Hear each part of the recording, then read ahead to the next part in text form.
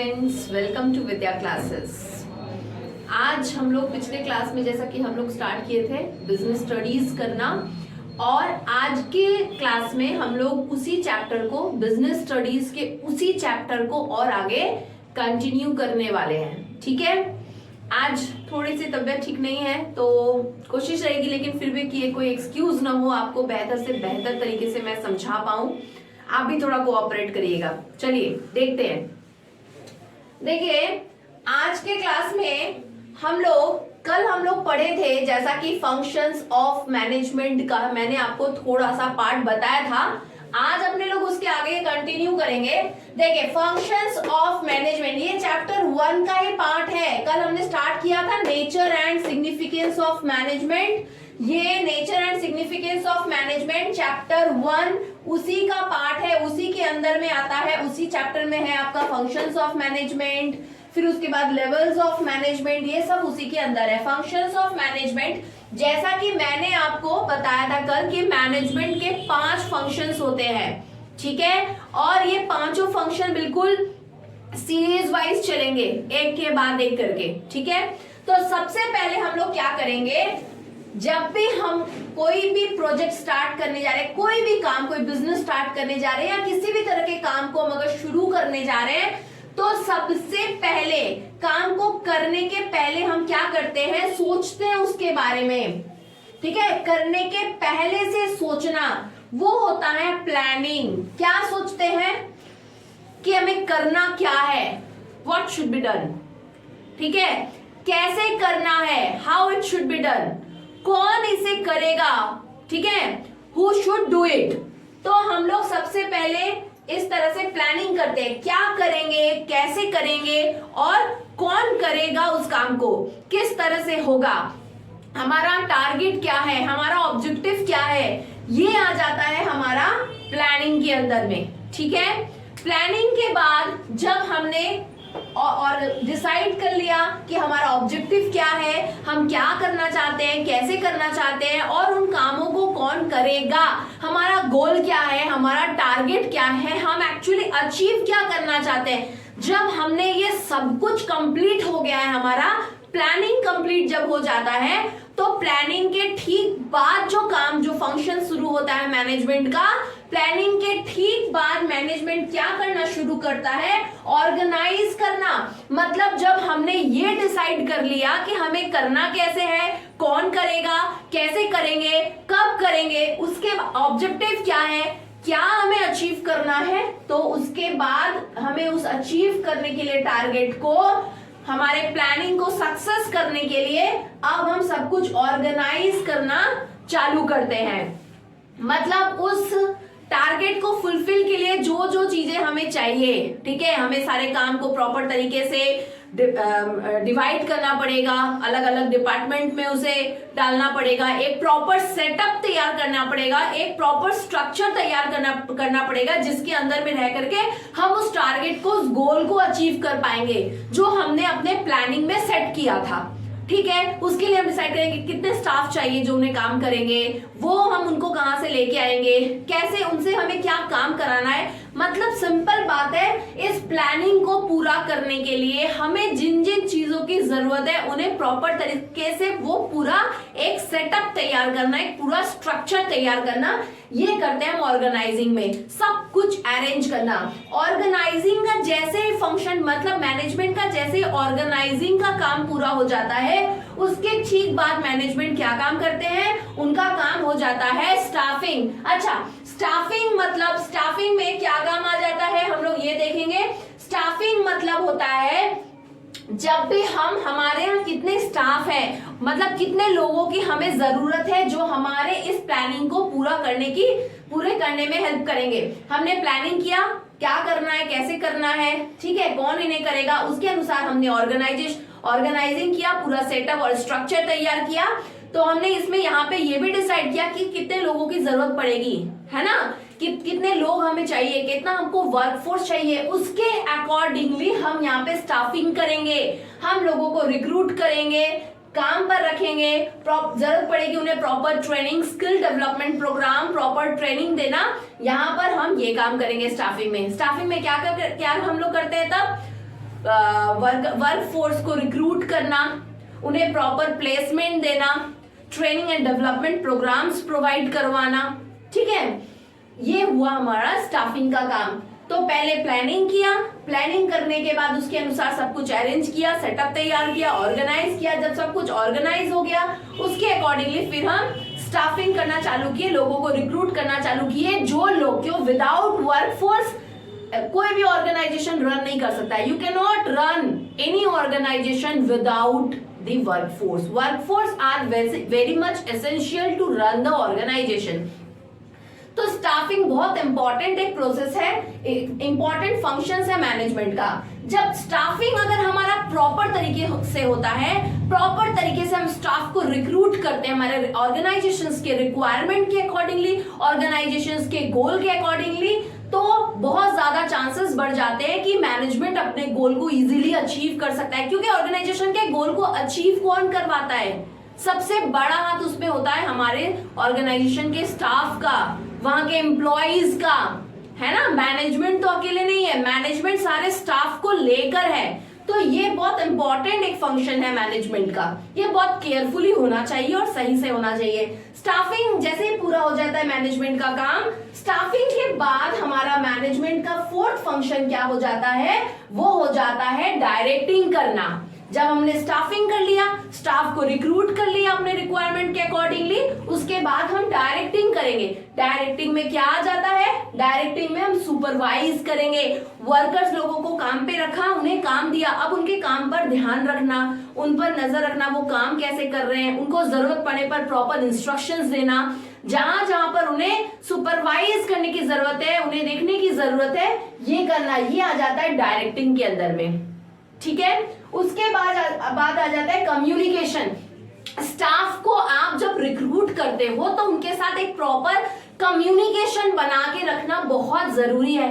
अगर communication gap हो जाता है तो ऑर्गेनाइजेशन में बहुत सारे इश्यूज, बहुत सारे प्रॉब्लम्स डेवलप होना शुरू हो जाते हैं। तो कभी भी याद रखिएगा, हर एक लेवल के मैनेजमेंट के साथ, चाहे वो लोअर हो, अपर हो, मिडिल हो, हम पढ़ेंगे आगे, उनका प्रॉपर कम्युनिकेशन होना बहुत जरूरी है। स्टाफ के बीच में, अपर लेवल के मैनेजमेंट के बीच में, मैनेजमेंट के बीच में, ओनर के बीच में, मतलब एक लोअर लेवल के साथ एक अपर लेवल अथॉरिटी का प्रॉपर कम्युनिकेशन बहुत जरूरी है, ताकि किसी भी तरह का डिस्प्यूट अराइज ना हो सके, किसी भी तरह का मिसअंडरस्टैंडिंग अराइज ना हो सके। तो कम्युनिकेशन बहुत बार बहुत सारे प्रॉब्लम्स को रिमूव कर देता है। और अगर गलत कम्युनिकेशन हो जाए, गलत तरीके से हो जाए, तो बहुत सारे प्रॉब्लम्स अराइज भी हो जाते हैं। तो डायरेक्टिंग मतलब प्रॉपर कम्युनिकेट करना, कम्युनिकेट करके उन्हें उनके काम को सही तरीके से समझाना और एक प्रॉपर डायरेक्शंस प्रोवाइड करना। एक सेकेंड, देखिए, तो हम लोग यहाँ पर, जैसा कि मैंने आपको पहले ही बता दिया, तो हम लोग यहाँ पर क्या करेंगे, जैसा कि हम लोग कहाँ चल रहे थे, सॉरी थोड़ा सा बीच में डिस्टर्बेंस हो गया, एक कॉल आ गया था मेरा। चलिए, तो हम लोग यहाँ पे बता रहे थे डायरेक्टिंग में कम्युनिकेशन का पार्ट। तो कम्युनिकेशन बहुत इंपॉर्टेंट होता है, जहां पे हम स्टाफ को डायरेक्ट करते हैं, उन्हें बताते हैं उनके वर्क के बारे में, उनके प्रॉब्लम्स को सुनना, उन्हें अपने टारगेट्स के लिए, उन्हें गोल के लिए उन्हें समझाना, उन्हें मोटिवेट करना। देखिए आगे मैंने मोटिवेशन भी लिख रखा है ना। जब हम डायरेक्ट करेंगे एम्प्लॉइज को, उनसे बातें करेंगे, तब तो उन्हें बताएंगे उन्हें काम कैसे करना है, कैसे टारगेट अचीव करना है, वो कैसे अपने आप को इंप्रूव करेंगे, कैसे बेटर बनाएंगे। ये कम्युनिकेशन से ही पॉसिबल है। उसके बाद आ जाता है लीडरशिप। जब भी एक लेवल मैनेजमेंट का क्या करता है, प्रॉपर लीडरशिप बहुत जरूरी है। एक अच्छा लीडर जो होता है, उसके आप कह सकते हैं एक अच्छा लीडर एक पूरे ऑर्गेनाइजेशन का एक बहुत मजबूत पिलर होता है। अगर लीडरशिप क्वालिटी अगर सही नहीं है हमारे टॉप लेवल के मैनेजर्स का या मिडिल लेवल मैनेजर्स का, तो हमारा ऑर्गेनाइजेशन रन करना, प्रॉपरली रन करना, प्रॉपरली टारगेट अचीव करना या टारगेट ओरिएंटेड वर्क करना बहुत डिफिकल्ट हो जाता है। तो डायरेक्टिंग में लीडरशिप, उसका एक डायरेक्टिंग करना मतलब प्रॉपर तरीके से लीडरशिप करना।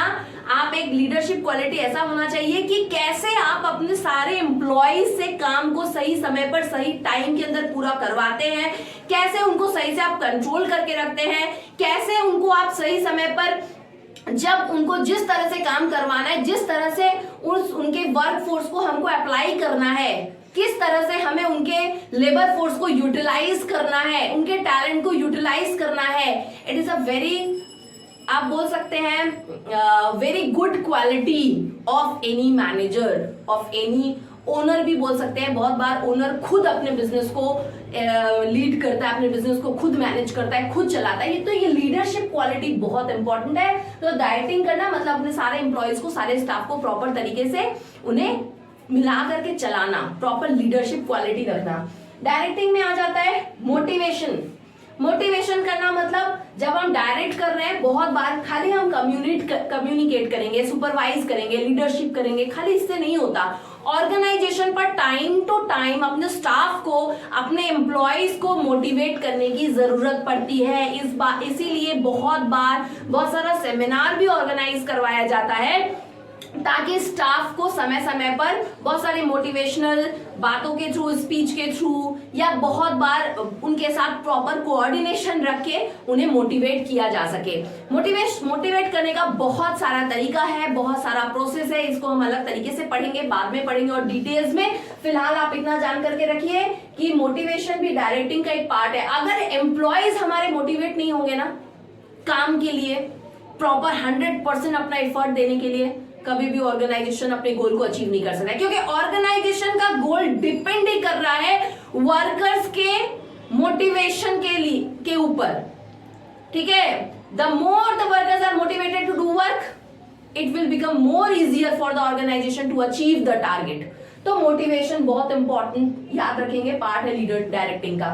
जब हमारा मोटिवेशन, ये 4 हमारे आ जाते हैं डायरेक्टिंग के अंदर में, और जब हमने प्रॉपर डायरेक्टिंग किया उसके बाद बारी आ जाता है कंट्रोलिंग का।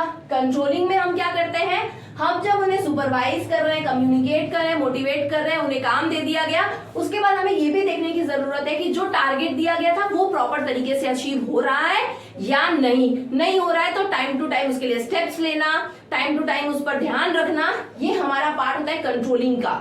अगर स्टाफ पर आप प्रॉपर कंट्रोलिंग नहीं रखेंगे तो हमारे लेबर फोर्स मोटिवेट, मतलब आप बोल सकते हैं, जैसे नहीं होता है कि आज आप पर भी प्रेशर ना हो ना तो आप भी मन लगा के नहीं पढ़ोगे। प्रेशर है, करियर का प्रेशर हो सकता है, मम्मी पापा का प्रेशर हो सकता है, टीचर का प्रेशर हो सकता है, लाइफ में कुछ बनने का प्रेशर हो सकता है ना।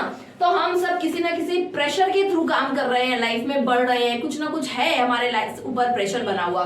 तो वैसे ही ऑर्गेनाइजेशन के अंदर में हमारे स्टाफ को प्रॉपर कंट्रोलिंग करना भी जरूरी है, वो काम भी हमारे मैनेजमेंट का है। इससे ज्यादा मैं कंट्रोलिंग के बारे में इसलिए नहीं बोल रही हूँ क्योंकि ऑलरेडी मैंने पिछले वीडियो में कंट्रोलिंग को बहुत अच्छे से समझाया था। अब अपने लोग आ जाएंगे, देखिए मैनेजमेंट का ये लेवल्स है, देख, ठीक है, इसको मैंने इस तरह से ड्रॉ किया है। अब देखिए, याद रखेंगे किसी भी ऑर्गेनाइजेशन के अंदर में बेसिकली हम लोग लेवल्स, ये क्या है, this is the levels of man, these are the levels of management. Management के कितने लेवल्स होते हैं? मैनेजमेंट के लेवल्स होते हैं 3, lower level management, middle level management और top level management. Again I am repeating the same thing, lower level management, middle level management and top level management. Okay, अब देखिए लोअर लेवल, सबसे पहले नीचे ये प्लेटफॉर्म एरिया, बेस एरिया, मतलब organization का हमारा मेन प्लेटफॉर्म एरिया में कौन कौन लोग आते हैं? हमारे सारे वर्कर्स। तो जितने भी जो वर्कर्स होते हैं ना, एक्चुअली वो मैनेजमेंट का पार्ट नहीं है। वर्कर्स का काम है प्रोडक्टिविटी की तरफ देखना, ठीक है, they are not the parts of the management. लेकिन हाँ, मैनेजमेंट किसी ना किसी तरह से, कैसे ना कैसे आप बोल सकते हो, उनके साथ जुड़ा हुआ है। तो इसीलिए हमने सबसे नीचे प्लेटफॉर्म एरिया में किसे रख रहे हैं? वर्कर्स। लेकिन यहां लिखा हुआ है, आप देखिए, नॉन मैनेजरियल वर्कर्स, ठीक है, नॉन मैनेजरियल। ओके, तो सबसे पहले किसी ऑर्गेनाइजेशन में सबसे ज्यादा कौन स्टाफ होते हैं, कौन एम्प्लॉइज होते हैं? वो होते हैं हमारे वर्कर्स, सबसे ज्यादा होते हैं। तो देखिए ये नीचे का ये बेस एरिया है, ये ज्यादा एरिया कैप्चर करके रखा है, ठीक है। मैनेजमेंट के इनके वर्कर्स के ठीक ऊपर किसका प्लेस आता है? वर्कर्स के ठीक ऊपर कौन होते हैं? मतलब आप बोल सकते हैं ना पोजीशन वाइज। ओके, तो वर्कर्स के ठीक ऊपर कौन होते हैं? लोअर लेवल मैनेजमेंट, एमजीटी, जो मैंने एक्चुअली शॉर्ट में लिखा हुआ है, लोअर लेवल मैनेजमेंट और supervisory level. Lower level management और supervisory level. Lower level management और सुपरवाइजरी लेवल का काम क्या है, आपको समझ में आ रहा होगा ना। सुपरवाइजरी लेवल मतलब यहाँ पर सारे सुपरवाइजर आते हैं। देखिए आपने, मैंने यहाँ लिख रखा है सुपरवाइजर। इन सुपरवाइजर का काम क्या है, इन सुपरवाइजर का काम है वर्कर्स पर ध्यान रखना, इनके काम पर ध्यान रखना, इनसे प्रॉपर तरीके से काम को करवा लेना, ठीक है। इनको प्रॉपर ट्रेनिंग देना, इनको इंस्ट्रक्शंस देना, इनके सेफ्टी का ख्याल रखना, ये काम हुआ इनके साथ। मतलब वर्कर्स के साथ प्रॉपर कोऑर्डिनेशन रखना, उनके साथ प्रॉपर कम्युनिकेशन रखना। ये कौन इनके साथ कनेक्ट रहता है वर्कर्स के साथ, सुपरवाइजरी लेवल के मैनेजमेंट के अंदर में जो लोग आते हैं वो कौन है, सुपरवाइजर, लोअर लेवल मैनेजमेंट, या फिर इसे हम सुपरवाइजरी लेवल भी कहते हैं। इनके ऊपर कौन आ जाता है, इनके ऊपर आ जाते हैं middle level management. Middle level management कौन होते हैं, इसमें कौन कौन लोग आते हैं, इसमें आता है departmental managers, operational managers, functional managers. Again I am repeating the same thing. Middle level management में कौन कौन मैनेजर्स आ जाते हैं, departmental managers, operational managers and functional managers. ये तीनों आते हैं मिडिल लेवल मैनेजमेंट में। अच्छा, मिडिल लेवल मैनेजमेंट जो है वो किसके मतलब ये सुपरवाइजरी लेवल किनके अंडर में काम करते हैं, सुपरवाइजरी लेवल या फिर हमारे लोअर लेवल किनके अंडर में काम कर रहे हैं, ये मिडिल लेवल मैनेजर्स के अंडर में काम करते हैं। हमारे जितने भी परचेज मैनेजर, सेल्स मैनेजर, ये जितने भी हैं ये सारे के सारे सुपरवाइजरी लेवल से पर कौन, ये किनके अंडर में काम कर रहे हैं, ये मिडिल लेवल मैनेजमेंट के अंदर में जो भी मैनेजर्स आते हैं उनके अंडर में सुपरवाइजरी लेवल के मैनेजर्स काम करते हैं, सुपरवाइजर्स काम करते हैं, सॉरी सुपरवाइजर या लोअर लेवल मैनेजमेंट का टीम मिडिल लेवल मैनेजमेंट के अंडर में काम करता है। मतलब ये इंस्ट्रक्शन देते हैं middle level management supervisory level को, ये उसको फॉलो करते हैं, फिर ये इंस्ट्रक्शन देते हैं लोअर लेवल एकदम वर्कर्स को, ठीक है। फिर से रिपीट करेंगे, देखिए मिडिल लेवल मैनेजमेंट किसको इंस्ट्रक्शंस देता है, सुपरवाइजरी लेवल को, ठीक है, लोअर लेवल मैनेजमेंट को। फिर लोअर लेवल मैनेजमेंट का काम क्या है, किसको इंस्ट्रक्शंस देना, वर्कर्स ग्रुप को, ठीक है। मिडिल लेवल मैनेजमेंट के ऊपर कौन आ जाता है, top level management, okay, top level management. ये टॉप लेवल मैनेजमेंट में कौन कौन आता है, BOD means board of directors. Again I am repeating, top level management में कौन आता है, board of director, chief executive officer, CEO, MD managing director, chairman और जीएम जनरल मैनेजर, ठीक है। ये सारे लोग आते हैं टॉप लेवल मैनेजमेंट में, ठीक है। मान लीजिए टॉप लेवल मैनेजमेंट ने कुछ पॉलिसीज, कुछ ऑब्जेक्टिव्स तैयार किया, ठीक है। अब कुछ या काम कैसे होगा, क्या होगा, उसका एक प्लानिंग तैयार किया, टॉप लेवल मैनेजमेंट ने उसे कहां सेंड किया, पास किया आगे मिडिल लेवल मैनेजमेंट को। मिडिल लेवल मैनेजमेंट उसके अकॉर्डिंगली सारा सेटअप वगैरह सब कुछ तैयार किए। अब उसके अकॉर्डिंगली फिर मिडिल लेवल मैनेजमेंट इंस्ट्रक्शंस देते हैं सुपरवाइजरी लेवल को कि काम आगे कैसे होना है, और फिर सुपरवाइजरी लेवल उस बात को पहुंचाते हैं वर्कर्स तक। मान लीजिए हमारे वर्कर्स के साथ कुछ इशू हुआ, कुछ प्रॉब्लम हुआ, उन्हें कुछ चेंज चाहिए, उन्हें सैलरी में इंक्रीमेंट चाहिए, या उन्हें अपना किसी भी तरह का बात है जो वो चाहते हैं टॉप लेवल में पहुंचाना, तो ये डायरेक्ट इनके साथ कोऑर्डिनेट नहीं कर सकता है, डायरेक्ट ये इनके साथ बात नहीं करेंगे, एक स्टेप चलता है, एक सीरीज बाय सीरीज जाना पड़ेगा। वर्कर्स कैसे, पहले किसको इन्फॉर्म करेंगे, सुपरवाइजरी लेवल को, फिर इनसे ये बात पहुंचेगा मिडिल लेवल तक, फिर मिडिल लेवल जाकर के उस बात को कहां तक पहुंचाएंगे, उस इशू को या उस मैटर को टॉप लेवल तक, फिर टॉप लेवल उसके अकॉर्डिंगली उसका सॉल्यूशन खोजेंगे। तो इस तरीके से इनका ये कम्युनिकेशन चलता है, मतलब bottom to top and top to bottom. ये डायरेक्ट नहीं होता है, एक स्टेप फॉलो करके हमेशा हमारे मैनेजमेंट में इस तरह से कम्युनिकेशन होता है प्रॉपर तरीके से, ठीक है। आपको ये लेवल्स ऑफ मैनेजमेंट समझ में आ गया। अब देखिए लास्ट ये था आपका top level management. Top level management क्या क्या काम करता है थोड़ा सा शॉर्ट में अपने पढ़ेंगे। टॉप लेवल मैनेजमेंट का काम है डिटरमाइनिंग ऑब्जेक्टिव। ऑब्जेक्टिव क्या होगा हमारी ऑर्गेनाइजेशन का, वो डिटरमाइन करना। पॉलिसीज क्या हम लेके आएंगे, वो पॉलिसीज डिटरमाइन करना। असेंबलिंग रिसोर्सेज, उस ऑब्जेक्टिव को पूरा करने के लिए सारे रिसोर्स को असेंबल करना, लेके आना एक जगह एक साथ, जैसे कैपिटल हो सकता है, मशीनरीज हो सकता है, रॉ मटेरियल्स हो सकता है, वो सारे रिसोर्स को असेंबल करना। ये काम हो गया किसका, TLM means top level management, ठीक है। अब MLM means middle level management का क्या काम है, प्रिपेयरिंग ऑर्गेनाइजेशनल सेटअप, मतलब इन्होंने पॉलिसी दे दिया टॉप लेवल मैनेजमेंट ने मिडिल लेवल मैनेजमेंट को। मिडिल लेवल मैनेजमेंट अब क्या करेगा, उसके उस पॉलिसीज उस ऑब्जेक्टिव के अकॉर्डिंगली पूरा ऑर्गेनाइजेशनल सेटअप करेगा। और क्या करेंगे, अपॉइंटिंग एम्प्लॉइज, उस ऑर्गेनाइजेशन को सेटअप करेंगे और ऑब्जेक्टिव को अचीव करने के लिए जैसे एम्प्लॉइज की हमें जरूरत है उसके लिए हम स्टाफिंग करेंगे, एम्प्लॉइज को रिक्रूट करेंगे। कौन करता है ये काम, मिडिल लेवल मैनेजमेंट। और क्या काम है मिडिल लेवल मैनेजमेंट का, मोटिवेटिंग एम्प्लॉइज। हमने पढ़ा है पहले, एम्प्लॉइज को टाइम टू टाइम मोटिवेट करने की जरूरत पड़ेगी तो वो मिडिल लेवल मैनेजमेंट करेंगे। क्रिएटिंग कोऑपरेशन और ऑर्गेनाइजेशन में सारे डिपार्टमेंट्स के बीच में प्रॉपर कोऑर्डिनेशन स्टैब्लिश करना, ये भी हमारे मिडिल लेवल मैनेजमेंट का काम है। अब देखिए यहाँ पे ये इरेज हो चुका है, मैं आपको बता देती हूँ। लोअर लेवल मैनेजमेंट का काम क्या है, ensuring proper working environment. Ensuring proper working environment मतलब हमारे जो स्टाफ है, हमारे जो एम्प्लॉइज काम कर रहे हैं, मैं किनका बात कर रही हूँ, लोअर लेवल मैनेजमेंट का, कि हमारे स्टाफ को एक प्रॉपर वर्किंग एनवायरनमेंट मिले। मतलब पानी का अरेंजमेंट हो, साफ सफाई हो, प्रॉपर सैनिटेशन हो, प्रॉपर तुम बोल सकते हो प्रॉपर इन्वायरमेंट उनको प्रोवाइड हो सके जहां वो काम कर रहे हैं। मतलब हाई रिस्क मशीनरीज नहीं हो, वहां पे वो कैसे मशीनरीज, उनके लिए ऐसा मशीनरी सेटअप करना जिससे उनकी सेफ्टी बनी रह सके। ये proper environment, proper safety provide कराना, ये काम है हमारा लोअर लेवल मैनेजमेंट का। और क्या काम है, workers, ensuring safety of workers, workers के सेफ्टी का ध्यान रखना, ठीक है, कि कहीं ऐसा तो मतलब उनका एक्सीडेंट हो जाने का अगर कहीं चांस है तो वो देखेंगे, उस मशीनरीज को हटाएंगे या प्रॉपर सेफ्टी प्लान सोचेंगे कि क्या कर सकते हैं, ठीक है। फिर उसके बाद हेल्पिंग मिडिल लेवल मैनेजर, मतलब सुपरवाइजरी लेवल का काम क्या है, मिडिल लेवल मैनेजर को जरूरत पड़ने पर proper help, proper coordination, proper तरीके से उन्हें हेल्प प्रोवाइड करना। जैसे इनका रिक्वायरमेंट होगा, इनके तरफ से इनको ऑर्डर आएगा तो पूरा कोऑपरेट करना, ये काम है सुपरवाइजरी लेवल का, कि अपने मिडिल लेवल मैनेजमेंट को प्रॉपर कोऑपरेट करें। उसके बाद क्या काम है हमारा, इतना काफी होगा आपके लिए, एक आप और पढ़ लीजिए, कि प्रॉपर सजेशंस प्रोवाइड करना। सजेशंस मतलब बहुत बार क्या होता है, वर्किंग एनवायरनमेंट में प्रैक्टिकली कौन काम कर रहा है, वर्कर्स।